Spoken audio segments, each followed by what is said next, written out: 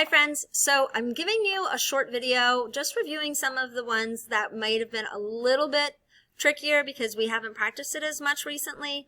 So if you struggled with the review yesterday, please watch this video through for the next couple minutes so then you can do your assessment and feel confident in what you're doing. So if I'm doing equal to, and I have, let's say I have the numbers 14.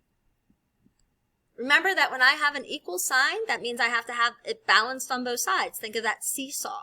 So whatever's on this side, the same thing has to be over here. And we know that 14 is equal to the number 14.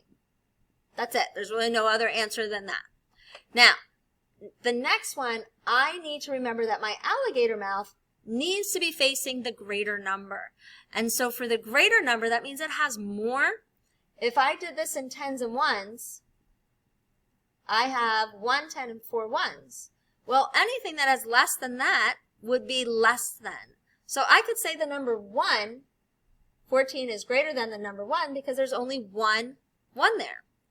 Or I could say that 14 is greater than the number 13 because there's 1, 10, but only 3 ones in that number.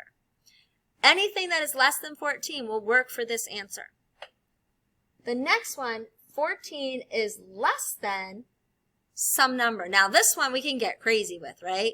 We don't need to. Don't get too crazy because it's got to fit in that text box.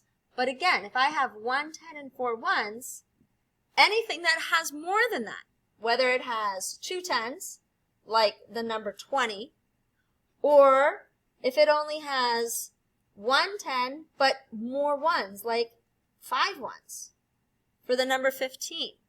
That's greater than 14. 14 is less than 15. My alligator wants to eat the greater number, so it's going to go after the 15. Remember that when you're doing these true statements. I need you to make them all true.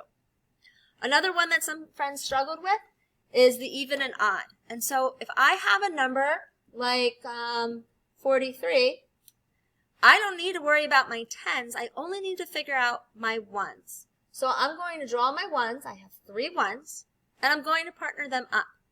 Here, I'm going to put them in partners. This guy is the odd man out. And because it's odd, and there's an odd man out, that means my number is going to be odd. If everybody has a partner, my number's even. If I had the number 58, and I drew 8 ones, and partnered up all of the ones, because it doesn't matter what my 10 is doing, there's no odd man out. That means this number is going to be even. The last one that it seemed like was a little bit of a struggle was putting the numbers in order from greatest to least. And remember, this was tricky because we had to go with our greatest number, like I'm counting backwards, all the way down to the least. There's lots of different ways we can figure this one out. Sorry, I wanted to put my numbers up. There's lots of different ways we can figure this one out. I need to go with my greatest number, so I'm going to look at my tens first because we know tens are bigger than ones. So anything that I have more tens in, that's going to be my greater number. 5 doesn't have any tens. 18 has 1 10. 62 has 6 tens. And 15 only has 1 10. Well, I know that 6 is greater than 1, and it's certainly greater than nothing. So my greatest number is going to be 62. But now I need to go to my next number. I'm going to get rid of 62 so I don't have to think about it anymore. Again, I'm going to look at my tens. No tens? 1 10, 1 10. Uh-oh. 1 is equal to 1, isn't it? So I need to look at my ones. This number 18 has 8 ones, and this number only has 5. When I look at this, I can see which one has more.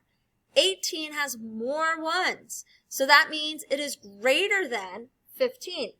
But remember, we always have to look at our tens first.